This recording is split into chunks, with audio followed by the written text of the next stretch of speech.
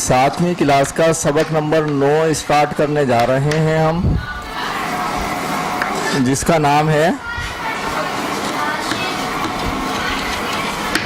راشد منہاس کا خط۔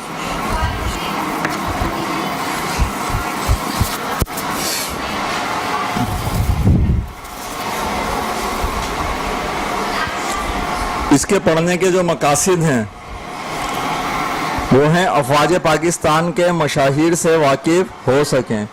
آپ کے جو لفظ آیا ہے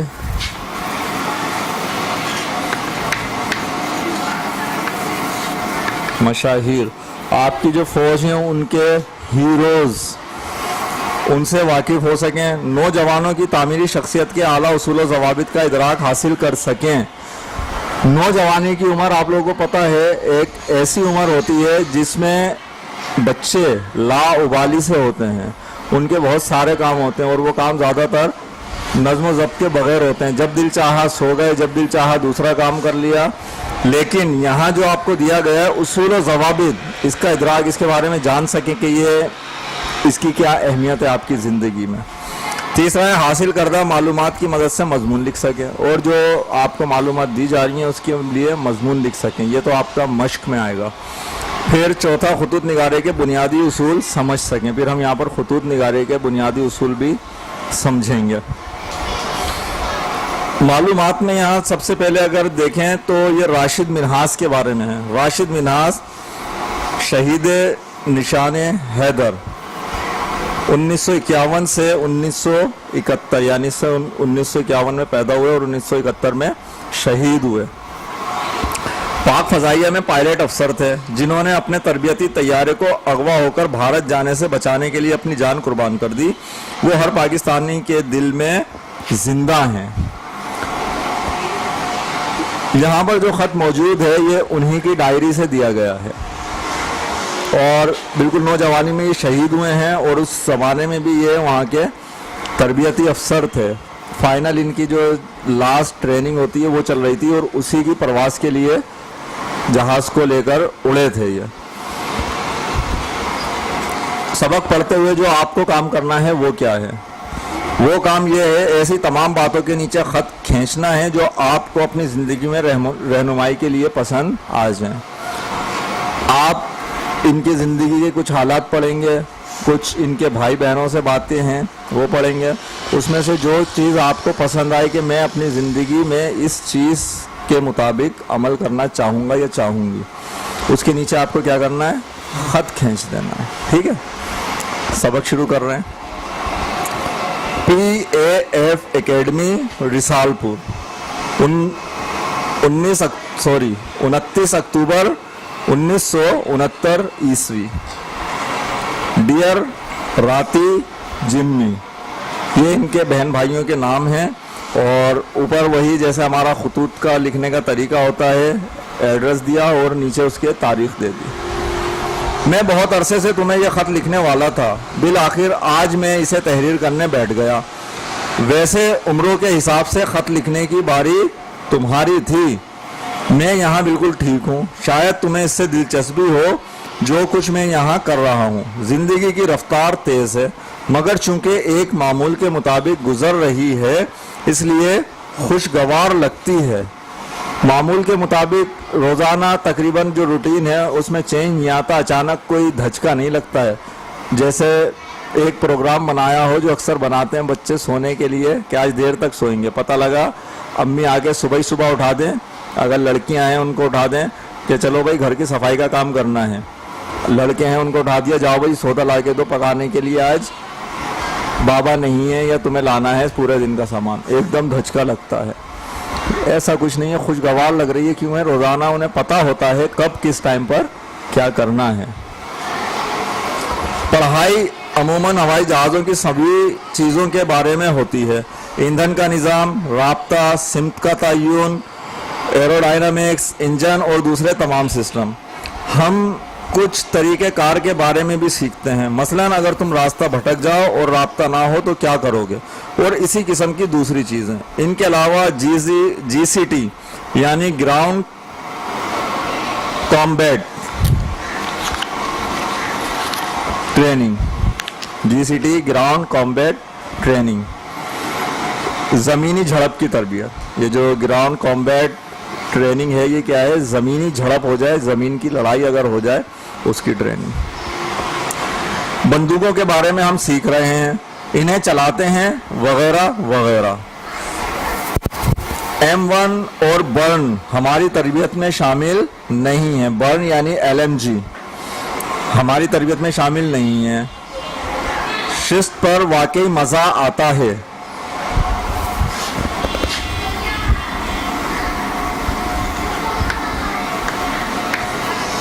जहाँ पर ये ट्रेनिंग हासिल करने गए हैं, ग्राउंड है जहाँ पर फायर करते हैं, शिस्त पर वाकई मज़ा आता है।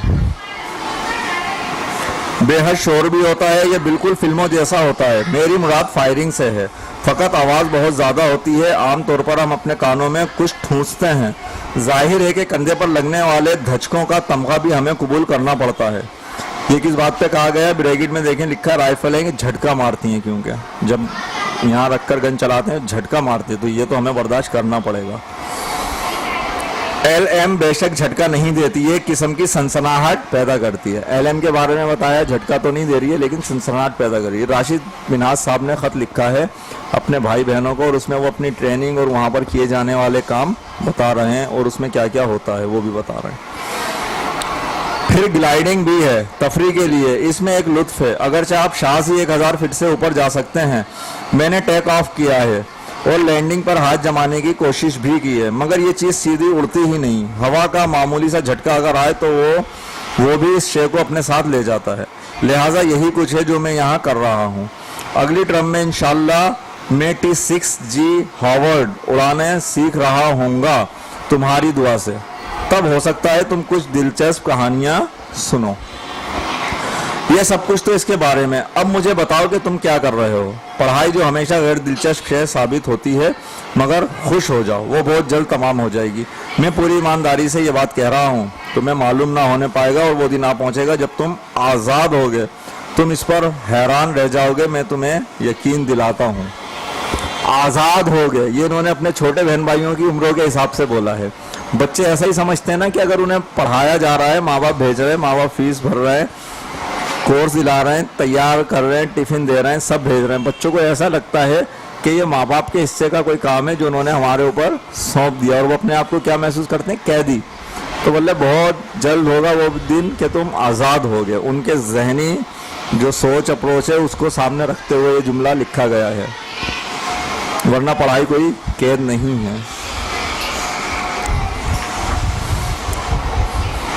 मुनासिब है कि मैं इस मरहले पर एक बड़े भाई की हैसियत से अपना लेक्चर तुम पर झाड़ दूं। कम अज़ कम मुझसे ये तवक्को की जाती है। बात सिर्फ इतनी है कि तुम्हारे लिए मेरे पास कोई लेक्चर नहीं बल्कि सिर्फ मशवरे के चंद हुर्फ हैं। एक बड़े भाई से बढ़कर एक दोस्त की हैसियत से मैं तुमसे ये नहीं कहता कि तुम मेरे लिए कुछ करो या अपने लिए किसी के लिए भी, क्योंकि जहाँ तक इसका ताल्लुक है तो मैं तुमसे ये कह ही नहीं सकता। ये तुम्हारी ज़िंदगी है, तुम्हारी तमन्ना है, तुम्हारी ख्वाहिश है, तुम्हारी सोच है, तुम्हारी दुनिया है। मुझे यकीन है कि तुम खूब जानते हो और अपने मकासद की बेहतरीन तौर पर तकमील के लिए तुम अपनी बेहतरीन कोशिश करोगे। मेरी बात को सच जानो, जब मैं ये कहता हूँ कि मुझे तुम पर मुकम्मल एतमाद है तो मैं तुम दोनों को किसी दूसरे से बेहतर तौर पर जानता हूँ। कम अज़ कम मैं भी तो ये दावा कर सकता हूँ, और ये बात भी मैं मुकम्मल सच्चाई के साथ कह सकता हूँ कि तुम दोनों खुशकिस्मती से या बदकिस्मती से उम्मीद अफजा किरदार हो। खुशकिस्मती से या बदकिस्मती से उम्मीद अफजा किरदार हो। मैं अच्छी तरह जानता हूँ कि तुम अब बच्चे नहीं हो। अपनी तमाम हरकत के लिए तुम्हारे पास तौजीहात होती हैं।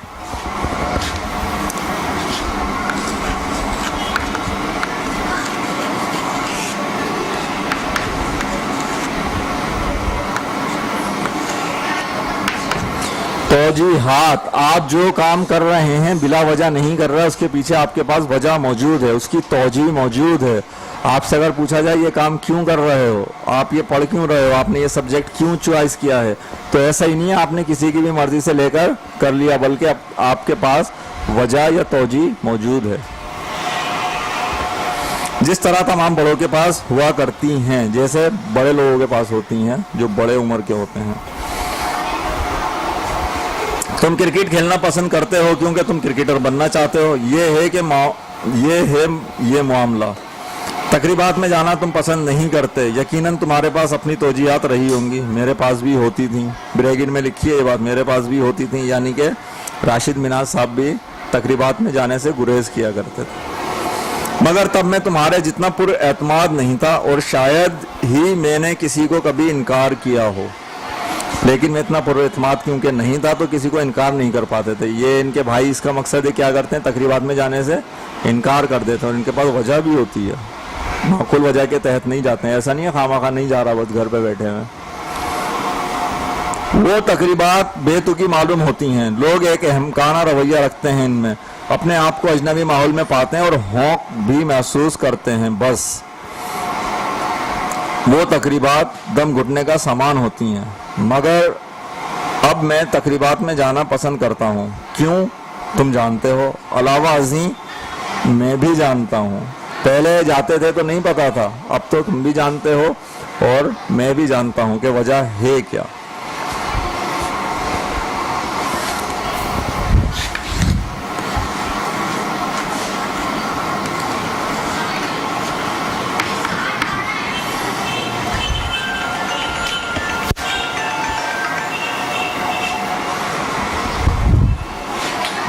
लफ्ज आया था होंक। एक होता है कि आप वहां गए, क्या होंकों की तरह देख रहे हो, इसे ऐसे ही लफ्ज को हवन नक भी पढ़ते हैं। लेकिन वो जब आपका एक माहौल कायम हो जाता है, अजीब सा रात का सन्नाटा हो और दरख्त और पुरस्रार सा माहौल हो जाए, उस वक्त वो लफ्ज इस तरीके से बोला जाता है। इंसान के लिए आता है। इसमें जब हम पढ़ते हैं तो क्या होंकों की तरह देख रहे हो, यानी बावलों की तरह क्या देख रहे हो।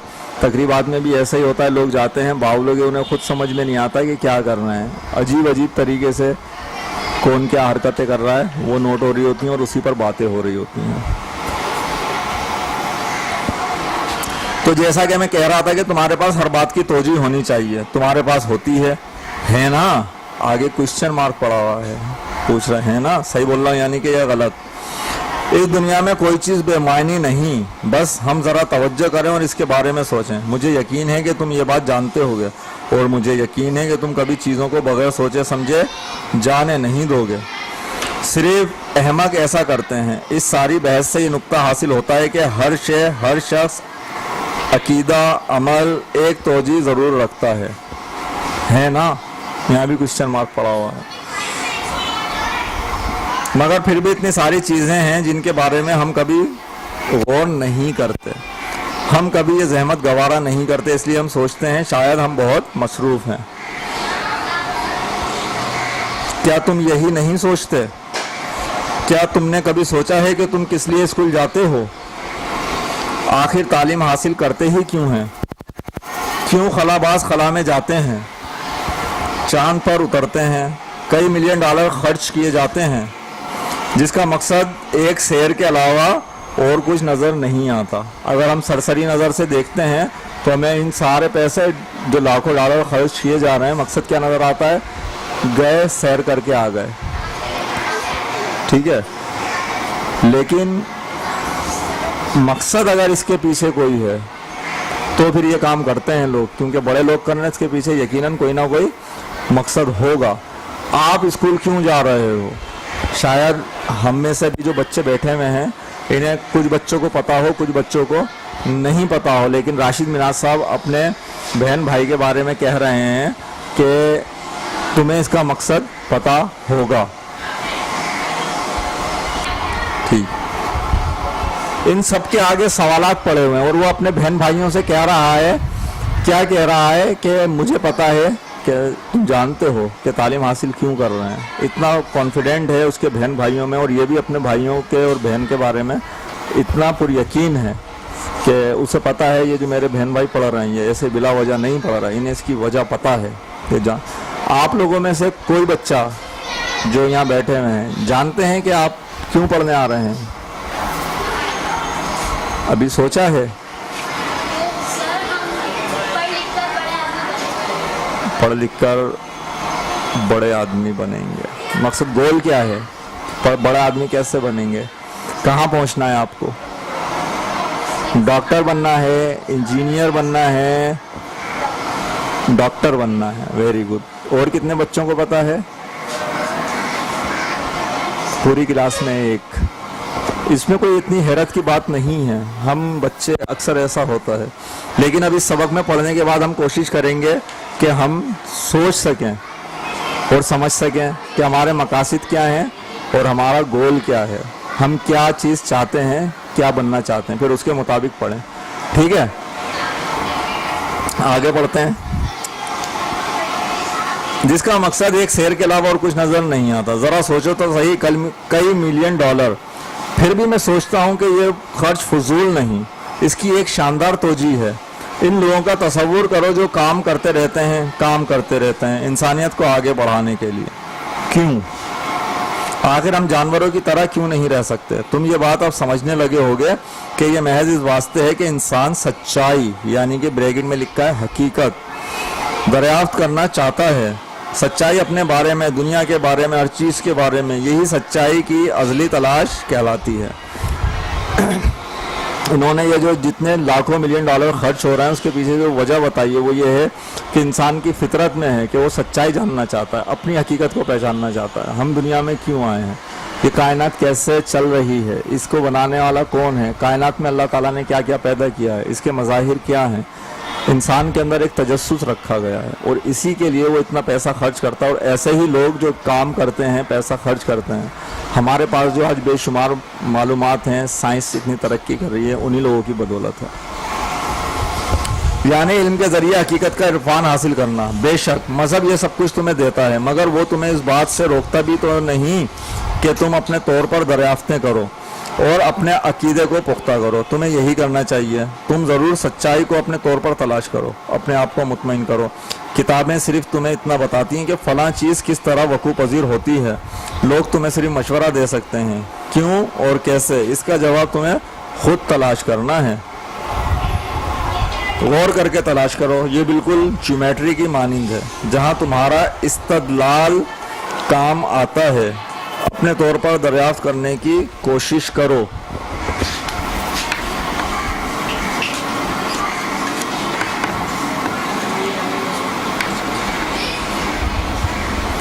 आप एक चीज देखते हो, दूसरी चीज देखते हो, तीसरी चीज देखते हो, इनका आपस में लिंक देखते हो, इसे खुद जोड़ते हो, फिर सोचते हो अच्छा ये इस तरीके से होती होगी, अच्छा ये ऐसे काम करती है, अगर ये ऐसे करती है तो इस पर ये ऐसे होना चाहिए।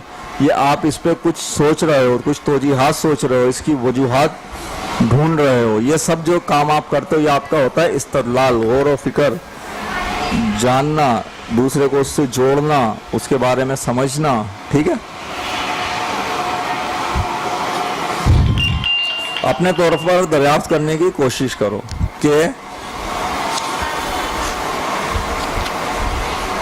कि तुम्हारे इर्द गिर्द क्या होता है और क्यों। जाग उठो। और ब्रैकेट में इन्होंने लिखा है, वैसे ड्रिल इंस्ट्रक्टर भी यही कहता है, ये दरअसल इन्होंने मजाक में लिखा है। चलते चलते एक मजाक पेश किया है। इनका जो ड्रिल इंस्ट्रक्टर है वो भी कहता है जाग उठो, सुबह का टाइम होता है, ड्रिलिंग हो रही होती है और वो आवाज़ लगा रहे होते हैं। जो चीज़ भी तुम्हारे लिए कशिश रखती है उस पर गौर करो और इसके बारे में अपना ज़ाती नज़रिया कायम करो, तुम्हें इसका पूरा हक है। इसी तरह दूसरी चीज़ों के साथ, क्या तुम जानते हो गाड़ी क्यों चलती है, तैयारा क्यों परवाज़ करता है, खलाबाज किस तरह चांद पर पहुंचते हैं। इन चीज़ों का खोज लगाओ। इतनी बहुत सी मज़ेदार बातें पोशीदा हैं जिन्हें दरियाफ्त करना है, इतने नए जहान हैं जिन्हें तामीर करना है। सब तुम्हारा जिस्म किस तरह काम करता है, ये छत नीचे क्यों नहीं आ रहती, टीवी में तस्वीर कहाँ से आती है, वो कौन सी बात है जो एक फास्ट बॉलर की गेंद को स्विंग देती है और एक स्पिनर की गेंद को घुमा देती है। क्रिकेट की गेंद सुर्ख और हॉकी की गेंद सफ़ेद क्यों रखी जाती है। सिनेमास्कोप स्क्रीन बेजवी क्यों बनाई जाती है। क्रिकेट के मैदान को बेजवी यानी कि ओवल क्यों कहते हैं। तुम्हें अपने आप से अपने मुतालिक भी सवालात पूछने चाहिए। ये इतने सारे सवालात जो छोड़े इन्होंने अपने भाई और बहनों के लिए, मेरे ख्याल है ये तमाम सवालों पे तो हमें भी गौर करना चाहिए, है ना। غور کریں گے, اس کی جڑ میں پہنچیں گے, پھر ہم استدلال کریں گے اس کے اوپر, شاید کچھ چیزوں کی حقیقت کو پا جائیں, کچھ تشنا رہ جائیں, کمی رہ جائے. لیکن اگر ہمارے اندر یہ سوال پیدا ہو گئے, اصل چیز یہ جو سوال اٹھا رہے ہیں, سب سے جو امپورٹنٹ چیز ہے آپ کے ذہن میں سوال پیدا ہو جانا ہے. اگر آپ کے ذہن میں سوال آ گیا, جواب کی جستجو میں تو انسان لگ جاتا ہے, اس کا تجسس اسے پھر سکون سے بیٹھنے نہیں دیتا. وہ اگر سوچتا ہے کہ چیز ایسے کیوں کر رہی ہے, اس کے ذہن میں خالش رہتی ہے, سوچتا رہتا ہے, اس پہ کام کرتا ہے. پھر وہ سوال تو پیدا ہو, ایک اچھا سوال ہی انسان کو کام پر اور سوچنے پر مجبور کرتا ہے.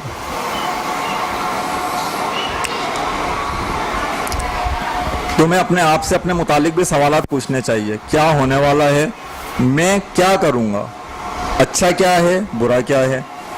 پھر تمہیں اس دنیا میں اتنی ساری عجیب و غریب چیزیں ملیں گی, انہیں دریافت کرو. تمہیں اتنے زیادہ عجائبات ملیں گے کہ تم ان کی تعداد کا بھی تصور بھی نہیں کر سکتے. زمین پر کھڑے ہوئے تم 900 میل فی گھنٹہ کی رفتار سے سفر کر رہے ہو, بلکہ اس سے بھی زیادہ, بہت زیادہ. کیوں؟ کیا آپ کو پتا ہے آپ ابھی بیٹھے ہوئے ہیں اور آپ 900 میل فی گھنٹہ یا اس سے بھی زیادہ کی رفتار سے سفر کر رہے ہیں؟ کیوں؟ آپ بولیں ہم تو رکے ہوئے ہیں, ساکن ہیں. یہ دراصل اس بات کی طرف اشارہ ہے, تیز بولیں, آپ بیٹھے ہوئے ہو, ساکن ہو, رکے ہوئے ہو, لیکن یہ کہہ رہے ہیں آپ اس حالت میں بھی 900 میل فی گھنٹہ کی رفتار سے سفر کر رہے ہو. کیسے؟ یہ سوال ذہن میں اٹھنا چاہیے. یہ بتا رہے ہیں. کیا آپ کے ذہن میں یہ سوال آیا؟ سوال بھی نہیں آ رہا ہے. یہ ایک اور سوال ہے کہ سوال کیوں نہیں آ رہا. سوال پیدا ہونا چاہیے. میں آپ سے کہہ رہا ہوں آپ 900 میل فی گھنٹہ اس سے بھی زیادہ سے سفر کر رہے ہو, آپ مان لو گے؟ کیوں؟ اس کا مقصد کچھ غور آپ نے بھی کیا ہے, لیکن آپ کی جو دنیا ہے, جو زمین ہے, یہ گھوم رہی ہے, اور جب آپ چل رہے ہو تو یہی آپ کا حالت سفر کہلاتا ہے. اس کا مقصد آپ رکے ہوئے نہیں ہو بلکہ چل رہے ہو. مجھے امید ہے کہ میں بور نہیں کر رہا. کیا واقعی؟ اچھا, میں نے جو کچھ بیان کیا ہے اس سے ایک نقطہ یہ حاصل ہوتا ہے کہ تم بھی اس دنیا میں آنے کا کوئی نہ کوئی مقصد رکھتے ہو. تمہارے یہاں پائے جانے کی وجہ ہے, اس کی تکمیل کرنا تمہارا کام ہے. تم خود فیصلہ کرو کہ اس دنیا کی دیو پیکر مشینری میں تم کہاں فٹ ہوتے ہو. جلد, بہت جلد لوگوں کی نظر انتخاب تمہاری جانب ہوگی. ہو سکتا ہے قوم کی رہنمائی کے لیے ان کی توقعات پر پانی مت پھیر دینا. تم جو چاہو بن سکتے ہو, سب کچھ تم پر منحصر ہے. یہ تمہارے ذمے ایک ادھار ہے, تمہارے گھرانے کا, تمہارے وطن کا, دنیا کا. تم جو کچھ بنو اور اپنے آپ کو اس کا اہل ثابت کرو. یہاں پر اب یہ نصیحت کر رہے ہیں اپنے بہن بھائیوں کو, تم جو چاہے بن سکتے ہو. ہر چیز کی صلاحیت تم میں اللہ تعالیٰ نے رکھی ہے. اپنے آپ کو ٹٹولو, اپنا رجحان ڈھونڈو, کیا بننا چاہتے ہو, کس لیے بھیجا گیا ہے, اور جب اس حقیقت کو پالو, اس پہ کام کرو. اور جب یہ کرو گے تو لوگ خود بخود تمہاری طرف دیکھیں گے. لوگ انہی لوگوں کی حوصلہ افزائی کرتے ہیں جو اپنے کام میں بہت آگے نکلے ہوتے ہیں. اور جو شخص جس مقصد کے لیے اللہ تعالیٰ نے بھیجا اس مقصد کو پا جائے اور اس پر کام کرے تو وہ ترقی کرتا ہے. یا اپنے طبیعت اور اپنے رجحان کے مطابق اگر کام کرے, اس میں وہ بہت دل لگا کر کام کرتا ہے اور اس میں کامیابی حاصل کرتا ہے. کامیابی تو مل گئی, کامیابی ملنا الگ چیز ہے, اس پہ ٹکے رہنا الگ چیز ہے. یہ بول رہے ہیں اس کے بعد اپنے آپ کو اس کا اہل بھی ثابت کرو کہ یہ چیز جو مجھے دی گئی ہے یہ ایسے ہی نہیں دی گئی, بلکہ کیا ہے, میں اس کا اہل ہوں, واقعی یہ کر سکتا ہوں. عظیم آدمی پیدا نہیں ہوتے, وہ اپنے آپ کو عظیم بناتے ہیں. بنیادی طور پر عظیم پیدا نہیں ہوتے ہیں. ایک ایسا انسان بنو کہ لوگ تم پر فخر کریں. رفیقی, میجر عزیز بھٹی, doctor Bernard, Churchill, Gandhi, Quaid Azam کی طرح تم پر فخر کر سکیں. کیا تم نہ چاہو گے کہ وہ کریں؟ مجھے یقین ہے کہ تم چاہو گے. کبھی خود غرضی یا اوچھے پن کا مظاہرہ مت کرو. اپنے مقاصد حاصل کرنے کے لیے کبھی مکاری سے کام مت لو. میرے کہنے کا مطلب یہ ہے کہ کبھی اس خوبی سے محروم مت ہونا جو تم دونوں میں موجود ہے, یعنی دو ٹوک ہونے کی صفت.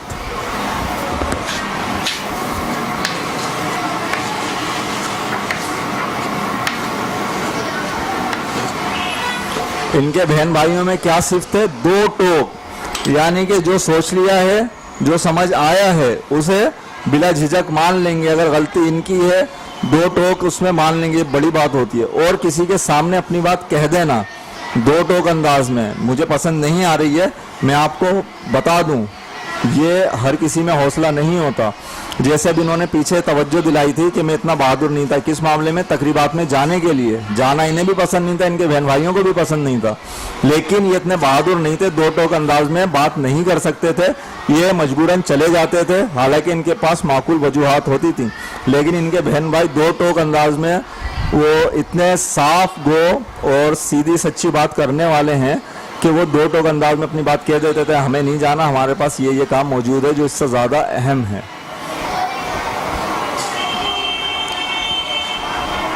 अगर तुमसे कोई गलती सरजद हुई तो हुई होगी, भला कोई तुम्हारा क्या बिगाड़ सकता है, लेकिन अगर तुम्हें इस पर शर्मिंदगी का एहसास हो जाए तो इसका इजहार भी करो और माफ़ी मांग लो। अगर तुम ये सोचो कि इसमें शर्मिंदगी का कोई जवाब नहीं तो फिर उसे भूल जाओ और कोई तवज्जो ना दो। इसके बाद आगे तारीख लिखी हुई है 3 नवंबर 1969। अपना लेक्चर जारी रखते हुए दो टोक होने का दूसरी तरफ ये भी मतलब नहीं कि तुम्हें गैर जिम्मेदारी का इजाजतनामा दे दिया जाए। ये बात तुम्हारे दिमाग में नहीं रहनी चाहिए, क्योंकि इसका मतलब ये होगा कि तुम्हें गलती का इल्म है और तुम अपनी इस्लाह नहीं करते। ठीक है ना? हकीकत की नज़र से देखा जाए तो ये चीज़ दो टोक होना तुम्हें अपनी गलतियों और खामियों के इदराक में मदद देती है। तुम भी गलतियां और खामियां रखते हो, कोई भी आदमी इनसे मुबर्रा नहीं होता। मुबर्रा होना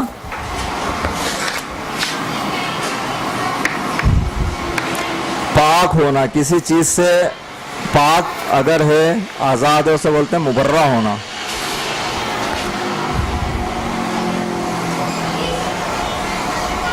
तुम्हें अपने ज़ात पर इस किस्म की मेहनत करने में लुत्फ आएगा, तुम एक बेहतर इंसान बन जाओगे। नहीं, मेरा ये मतलब नहीं कि तुम बुरे हो, तुम दोनों बहुत अच्छे बच्चे हो, मगर नस्बुल ऐन गैर मामूली इंसान बनने का होना चाहिए। मामूली इंसान या नॉर्मल जो आम तौर पर आम अशखास हैं इस दुनिया में बहुत हैं, अल्लाह ताला की मखलूक पैदा की, अपने आप को पहचानते नहीं हैं, काम करते हैं, लेकिन तुम जो है गैर मामूली इंसान बनने का होना चाहिए तुम्हारा जहन, या नस्बुल ऐन।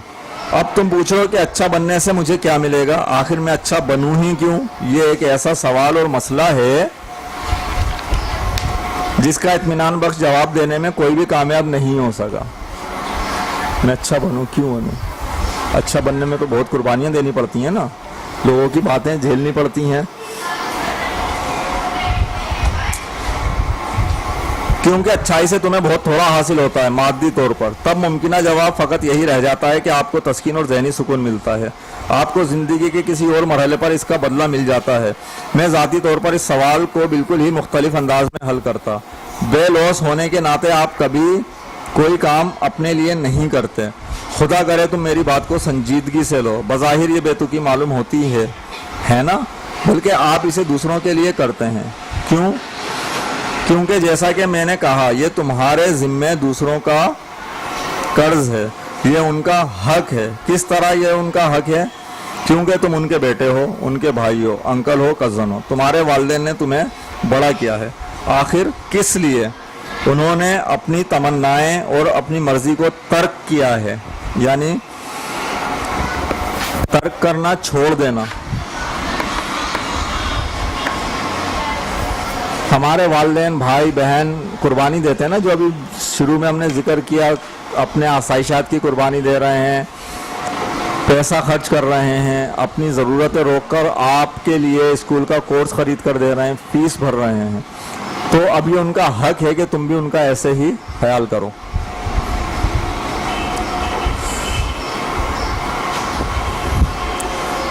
वो रातों को उठे रहे हैं जब तुम बीमार थे, तुम्हें खिलाया पहनाया, और जो इससे भी बढ़कर है वो ये बात कि उन्होंने कभी अपना वो हक तुम पर जताया नहीं जो उन्हें हासिल है। ब्रैकेट में लिखा है क्यों?